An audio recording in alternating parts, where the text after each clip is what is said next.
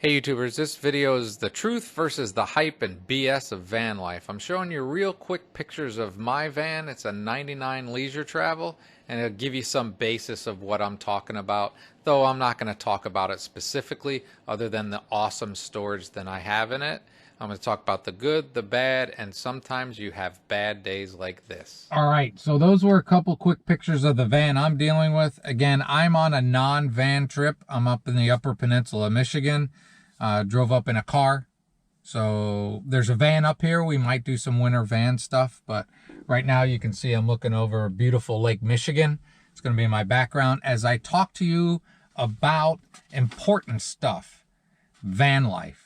I'm going to give you some of the truth versus the hype and BS. There's a lot of BS on videos that you watch.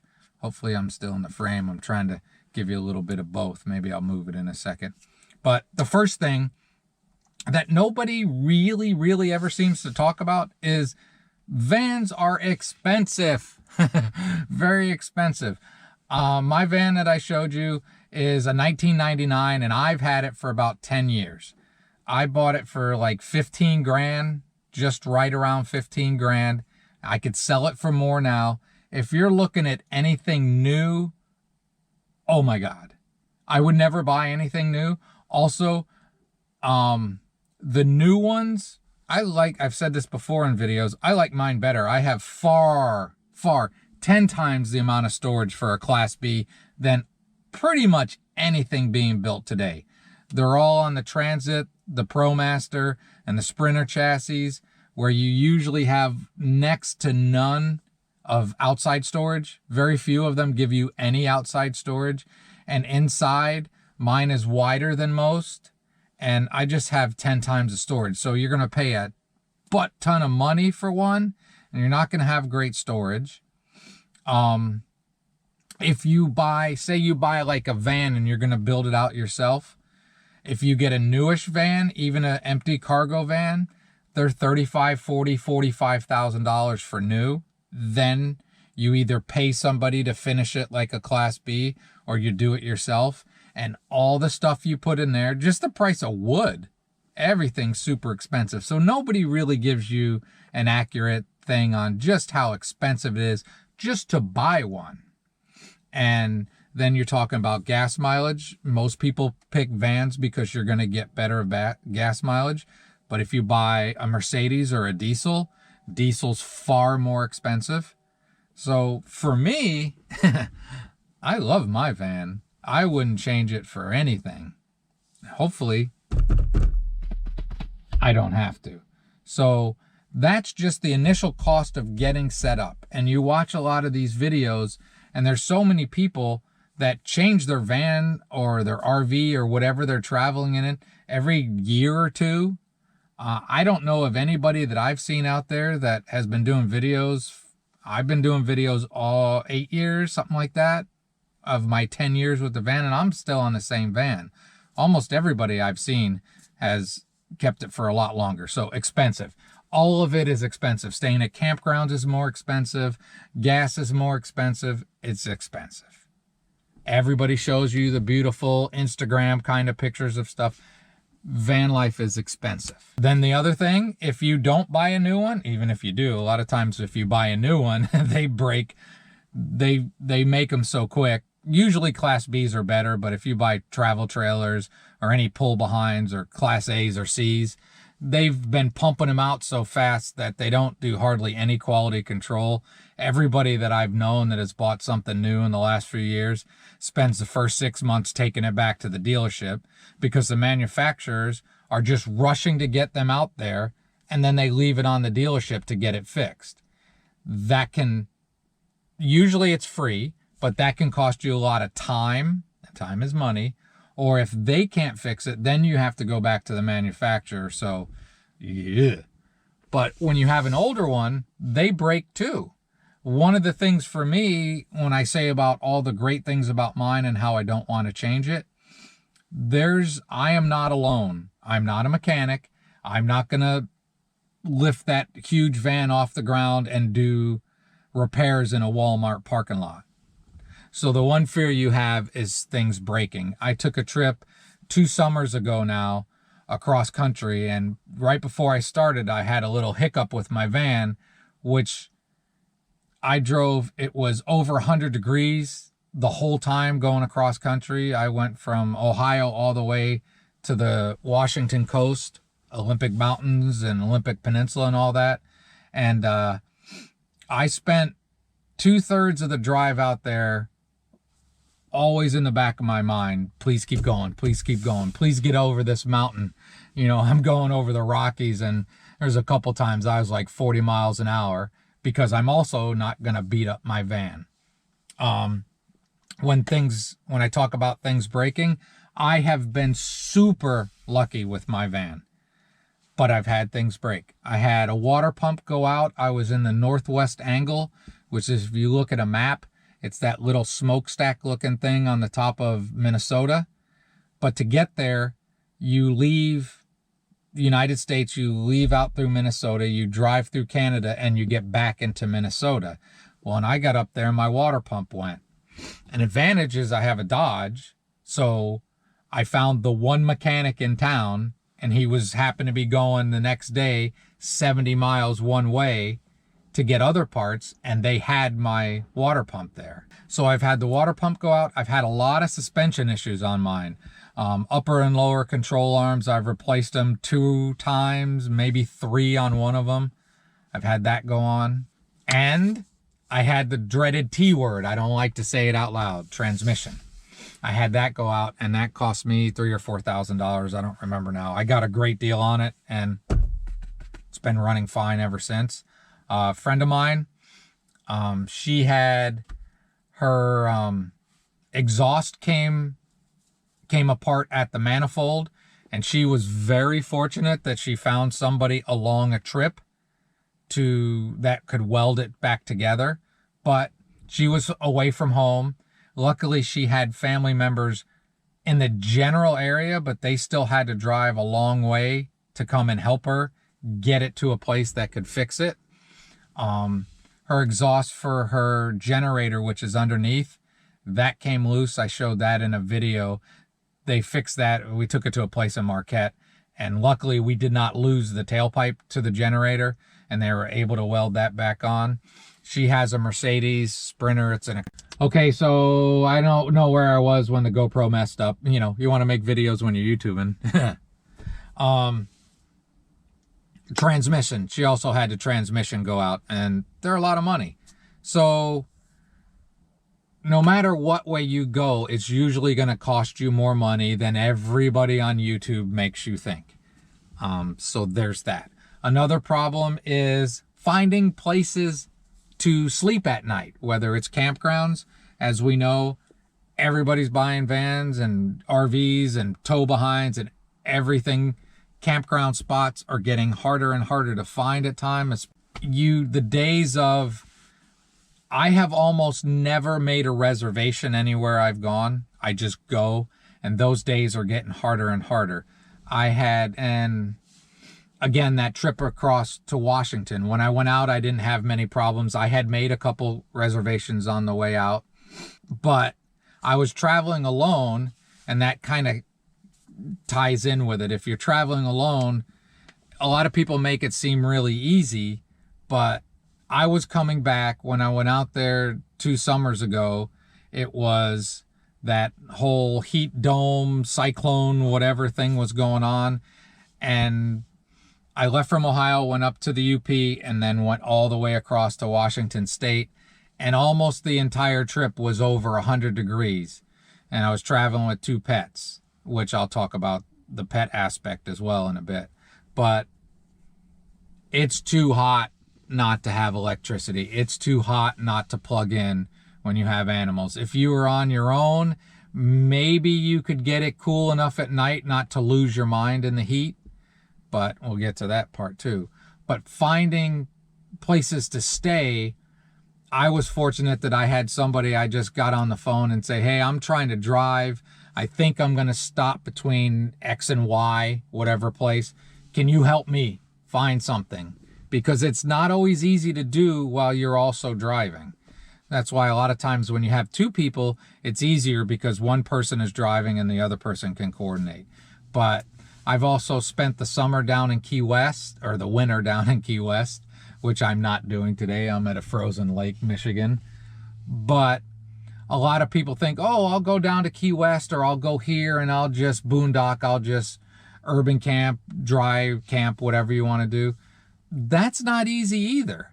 You know, even if you say, well, I'll just always go to a Walmart. Well, there are some towns now, well, where the city has said, nah, we're not letting Walmart do that anymore.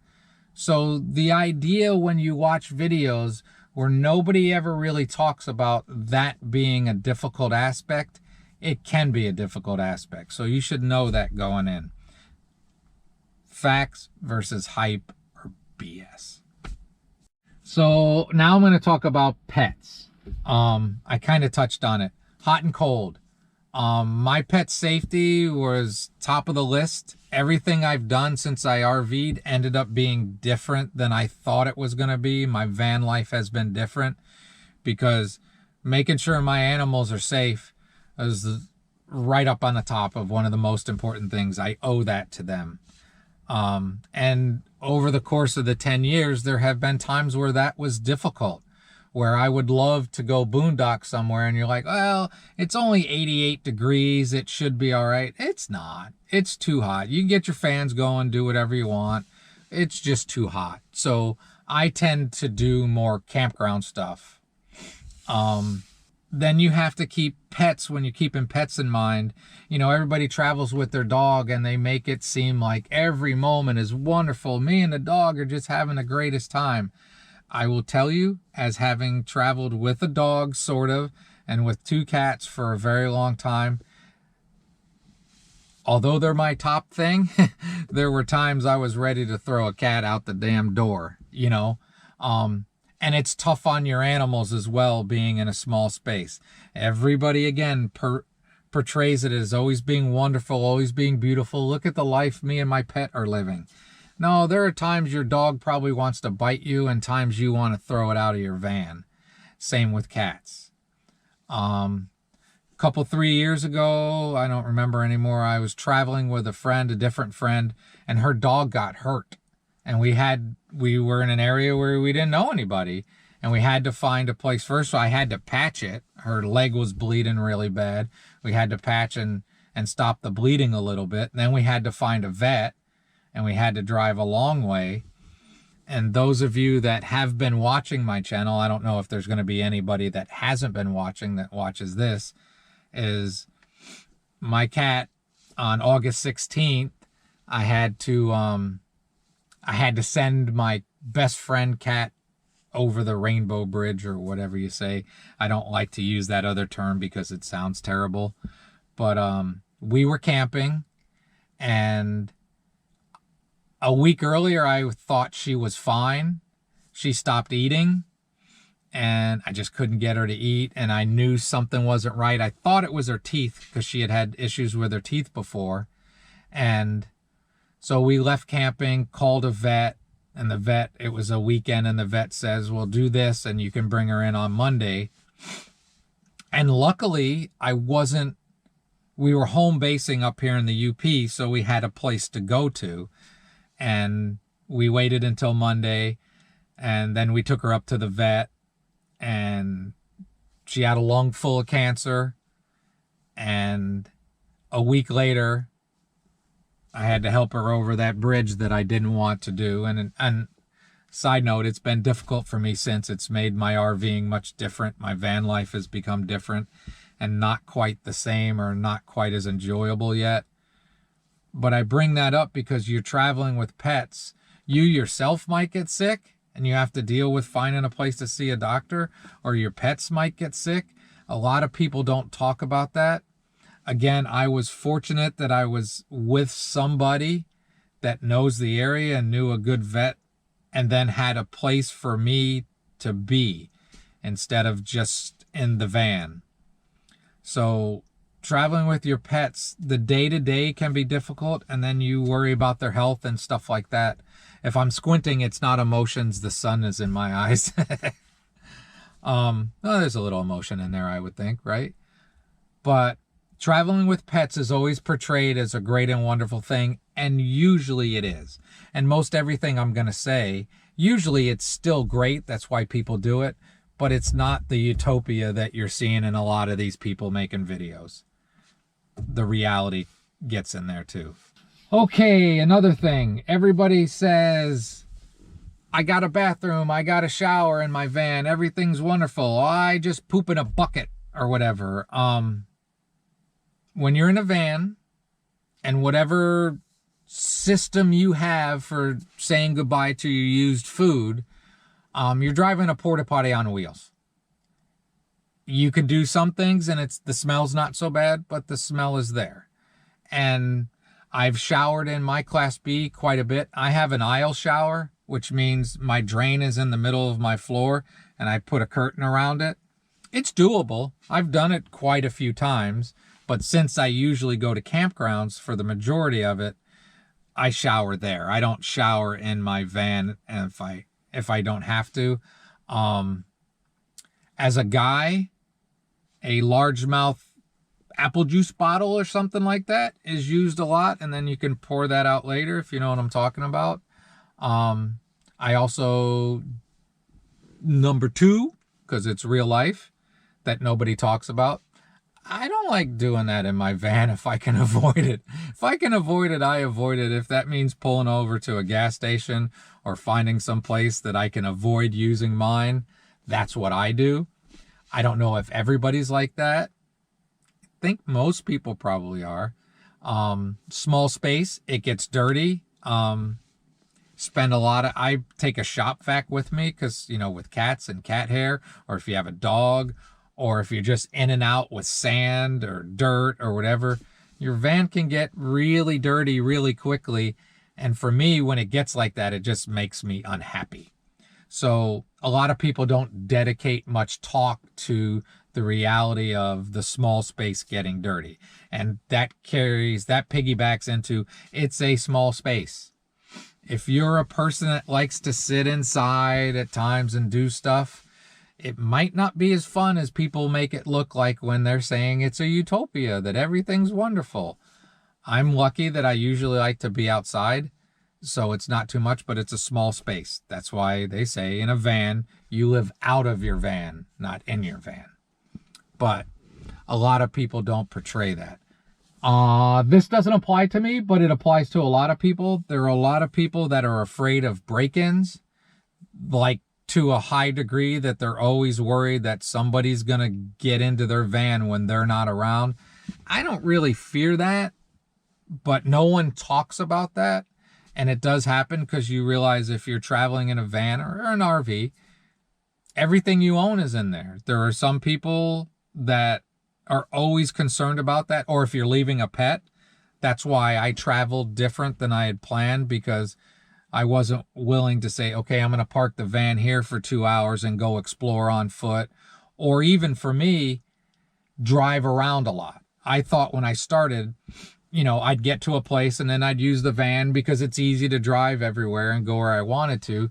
Well, for my pets, it was really stressful on them. So I found that I didn't do that as much, that I ended up riding my bike whenever I wanted to go anywhere at a distance.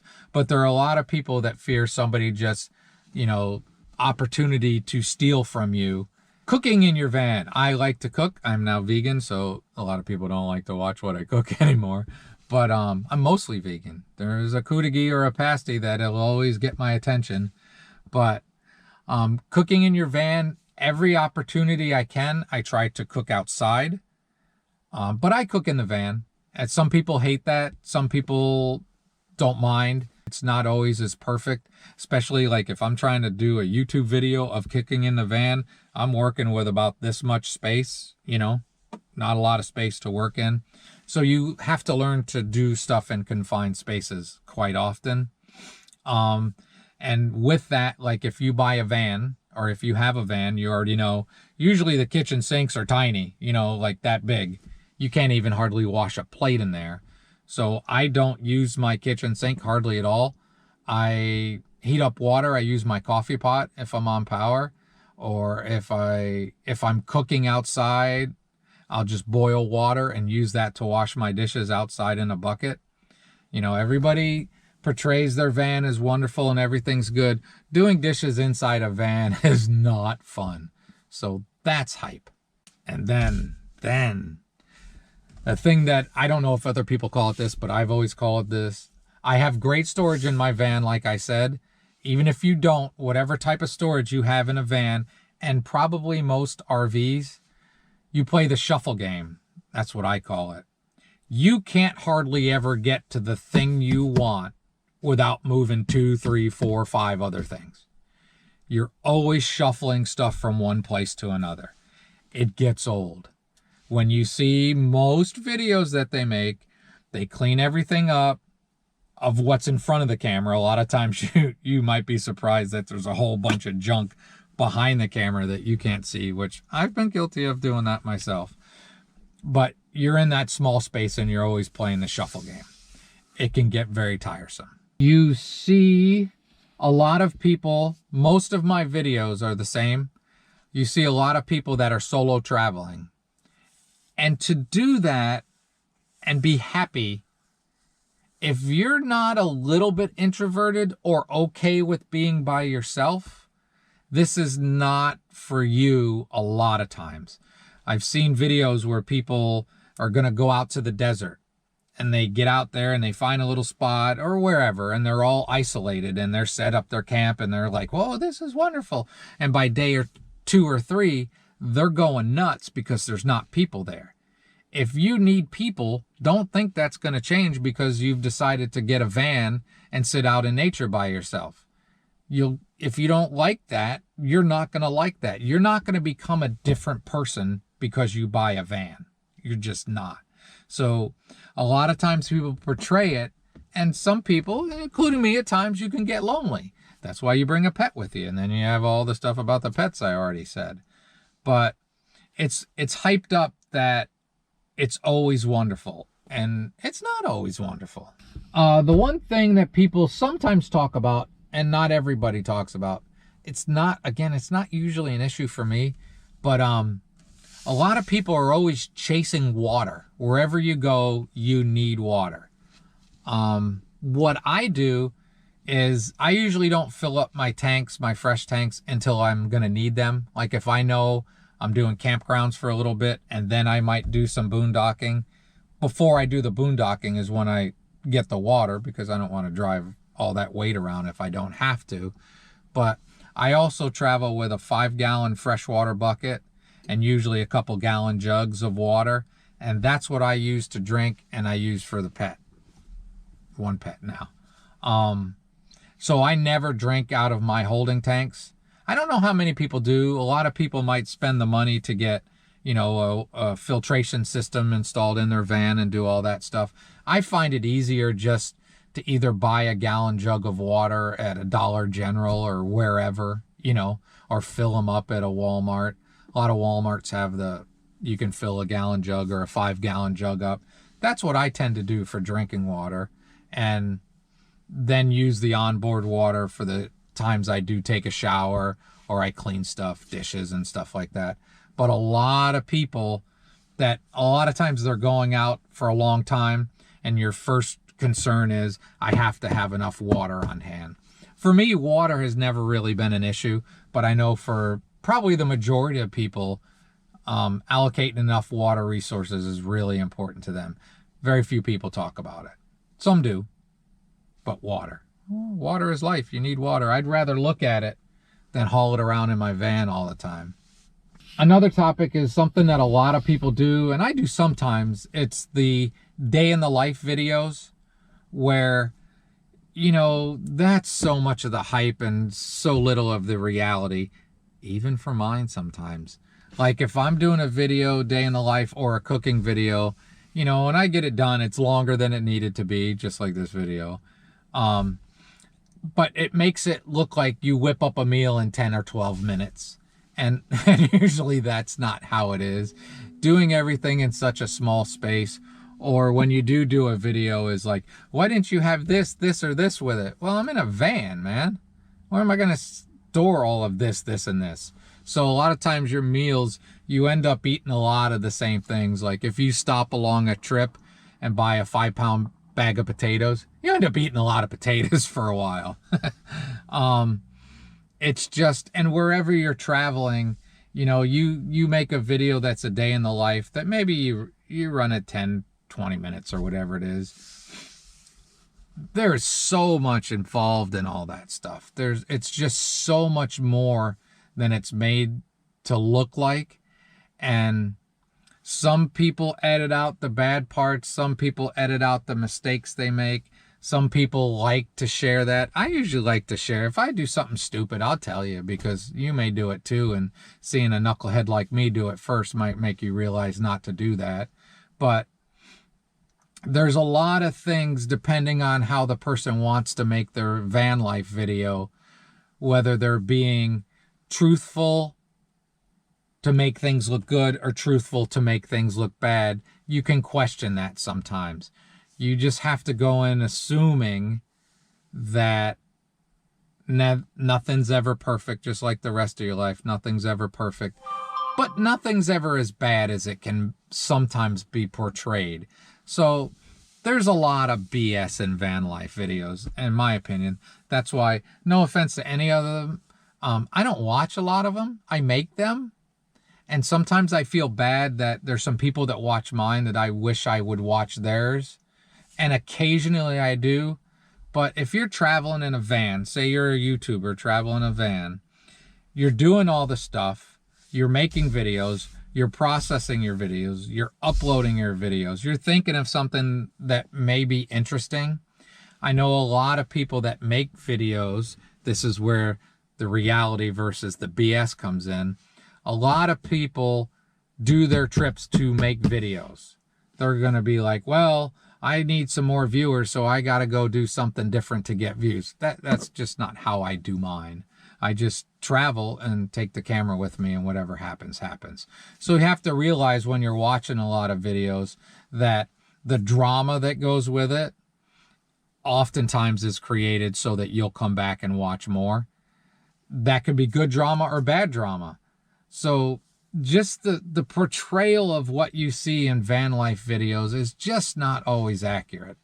And I try to do my best, but sometimes I'll admit I try to make things look better.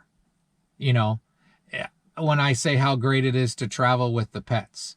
When I had 2 of them, the one I still have was always picking on the other one. And you didn't see me yelling at that cat. That cat has been yelled at quite a bit in his life. That's the reality of, in this particular circumstance, traveling with 2 cats in a small space. It's not always the utopia I made it out to seem. Usually. And, the other part, if I'm on pets, I have, the one I still have has a habit of, he likes to go to the bathroom once I go to sleep. And when he goes to the bathroom, he feels the need to move every piece of litter from one side of the litter box to the other, and then spend a good 20 minutes usually moving it back when he's finished his business. I've made references to that in some videos, and usually if I do, it's a point where it's kind of humorous to me. There's times when that shit's not humorous at 2 o'clock in the morning, That's the reality of van life. And not everybody shows you that. I wish I could fix him when it comes to using the litter box, because it's just wrong. And he's a stink cat. All right, I got more. Another thing you see a lot of, and I cannot really speak to this, and I've watched a few of the videos, north in the summer, south in the winter, pretty much duh, except for me, I'm up in the UP again, but I like it up here. But the desert, a lot of people do the desert in the winter. Just not my thing. But I haven't done it yet because I don't think it's my thing. So I've made preconceived notions, which is not good to always do. But the idea, when I've watched a few of them, it just seems like people are sitting out there, just sitting in a chair waiting for winter to get over. And I don't want to do that. So I can't tell you how accurate that stuff is. traveling that way, but a lot of people do it, so it must not be as bad as I think. And now it comes to the point to talk about, I don't know if it's an elephant in the room or in the van or whatever it is, but it's solar. Solar. You can go on and find a zillion van life videos about solar. First thing to know is solar is really expensive. One of the things I'm envious of the newer vans, which I hope to never buy because I don't want to spend that kind of crazy money on something, is a lot of them now you can run your air conditioner off your batteries. But lithium is really expensive. Solar panels are really expensive. When I've done a few off-grid kind of dry camping or boondocking, whatever you want to call it, places without power, I have a couple solar panels now, a couple different storage, a jackery and stuff like that. And when you do it that way, you spend a lot of time moving your solar panels around. Then a lot of people want to throw a butt ton of solar up on the roof of the van, which is fantastic when you're driving or traveling. But then when you get to a place where you're like, oh, this is where I'm going to camp. Now you have to decide there's a tree over there with a lot of shade. I won't get solar, but I'm out of the direct sun, out of the heat. You have that thing to argue about in your own head. And a lot of people portray it as, oh, I just throw solar panels and everything's wonderful. Well, to get the solar, you got to park in the sun. And if it's hot, then you're parked in the sun. So I've always thought, in my opinion, that sure, you want that, but as well as I think you would want some portable suitcase style solar panels that you can park where your van's not getting all the heat and run the panels out to where it's getting sun. So just the, hey, just get solar, everything's wonderful aspect of van life, that's not really how it is. And it's really expensive. It's really expensive. And you have to decide how you camp the majority of the time. If you're a person, I think you'd want to be, again, in my opinion, maybe 70% of the time you're dry camping, no electric hooked up to your van. I think that's where you'd want to be before you invest a lot of money in solar, because it just, the payback of it isn't wonderful. I think you can do a lot with a jackery type thing to get you through most days. Yeah. So everybody says, well, solar, hey, your answer to every question is get some solar panels. It is, but it's not perfect either. There's that stuff. Then you come to another factor on this whole, let's keep it real. You can get burnt out. You can get burnt out doing videos, but you can get burnt out doing van life. I've done pretty well. Usually I'm all right, but you know, I'm in a van that I can stand up. If it was a van I couldn't stand up, I don't think I could do this. You know, there's a lot of people that just convert a van without a raised roof. I don't think I could do that. I'd lose my mind. And I mean, it's already tough. If I'm in the van and I want to stretch my arms up, I can't do that. But I don't hit my head when I'm standing and walking around. You can get burnt out with that. You can get burnt out with, you know, I've had some trips where I drive 10, 11 hours in a day. I've stopped doing that, except that long trip I took out to the Washington coast. I took bigger driving days. I had one segment from North Dakota through Montana. I drove 11 hours, and again, it was like 100 degrees. The cats were not happy. It was hot. I was very ready to be done moving, and I was very ready to be hooked up to power and to have AC.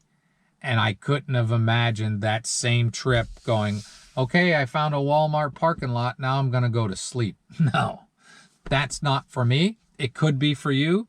It may be for the people that are portraying it, or it might not be, and they're just portraying everything as wonderful.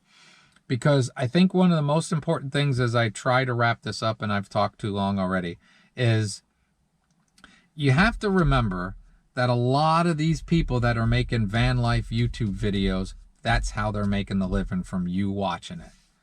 Part of me wishes I made that kind of money. I do not. Okay, so I lost my train of thought halfway in there, and maybe I'll try to make this into something. A lot of people that are making van life videos are making them to pay for their way of life, which I have zero problems with. I've been making videos for a long time. There's a lot of people far more popular than I am, and I've never criticized anybody, and I never will, for trying to support their way of life through YouTube videos. More power to you. I've got nothing against you. I just ask that people that watch those, and if you're making those, tell the truth. Don't lie about stuff. Don't create drama.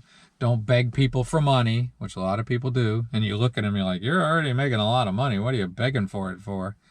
But because of that, it goes back to the whole topic of this video is van life is fantastic. Van life portrayed on YouTube is usually not reality. It is a lot of bullshit in there. It is not, I just drove into town at 10 o'clock at night and I think I'm entitled to park in front of somebody's house in my van. Not everybody wants you parking in front of their house, you know? I have always been, since I started this, and you'll learn if you do it, it becomes different than what they show you sometimes, is you find the way that works for you. I watched a lot of videos thinking, yeah, that's how I'll do it. I'm like, yeah, I like that aspect of how somebody else did it, but it's not a reality that always works for everybody. So keep that in mind. The wonderful Instagram, every frolicking, having a great day, most of your days are good. In your house, most of your days are good. In your van, most of your days are good. Some of them are bad in both places. You just have to prepare for reality. All right. Yay, finally, I'm getting to where this should be the end. It's too long. I know it's too long. The basic premise of this was the reality of van life versus the hype and the BS and sometimes straight up lies about what van life is like. I think the best advice I can give is any van life video you watch, take it with a grain of salt and enjoy it as entertainment and not a tutorial on how everything always is, because that's not accurate. I think the majority of people do their best to be accurate, but there are quite a few people that always portray it to be wonderful and my life is better than yours because I'm traveling in a van. You're not as good as me. Well, yay, yay, look at me. That's not always how it is. It's just not. So take it for entertainment. Look at something skeptical sometimes because, you know, again, I do the best I can to try to be realistic about my van travels and what I share in videos. And my videos tend to be boring. I will admit that myself. I'm not one for the drama, the stuff. This is more popular than me doing a video because I don't do this a lot. And this is what's more popular. People are doing van life videos where they're showing you very little van life stuff. They're just talking to you like this. I tend to do videos that are like, check out this place I camped. It's really cool. You should go there. All my stuff when I do videos is not look at me, look at me. Look at the things you can do. And I think if you can weed through the personalities and find some stuff when you're watching van life videos on what you can do, then that's good. Now, there are several people, lots of people that watch it to live vicariously through there. And there's nothing wrong with that. They're not able to for whatever reason, so they enjoy watching people travel and have a good time. And just because I say there's a reality and then there's the hype and the BS, that doesn't mean those people aren't having a good time overall, because most of us are, or you stop doing it. But just take it with a grain of salt. When you talk a lot, stuff like that happens. Take it with a grain of salt and realize that van life is fantastic, but it's never perfect, and it's never the utopia that many people make it out to be. Some people are traveling in a van and they're crapping in a bucket. but they make it sound like it's the greatest thing in the world. I don't care where you are, how pretty the view is. Crapping in a bucket isn't the highlight of your day. But I hope there was something helpful, maybe a little entertaining or whatever it might be, and that you enjoyed this, and that if you're thinking about doing it, you can do it. Just like I said, take it with a grain of salt and change things up. Don't get into a routine. I think that's what happens to a lot of us when we're doing the van stuff. You get into a routine. And when you first start out, it seems like everybody, when they first start out, they're driving long, super long distances to get to that special place. Slow down, take your time. There's special places everywhere. And you don't have to get to the Instagram picture that you saw on a YouTube video that make, oh, this place is wonderful. You're going to have a great time wherever you go. You don't have to follow the hype. Do the reality. You can go to a little campground somewhere or a little stream and have a fantastic time. All right, that's all I got. I don't know if I said anything. I hope you enjoyed it. And yeah, at some point there's going to be more van videos, but not this winter, because my van is back in Ohio and I'm sitting over beautiful Lake Michigan on a 25-degree day sitting in the car. So that's that. Till the next video. The truth about traveling with a diabetic cat is it can get challenging in a van. They got along at many times. Have a great and wonderful day.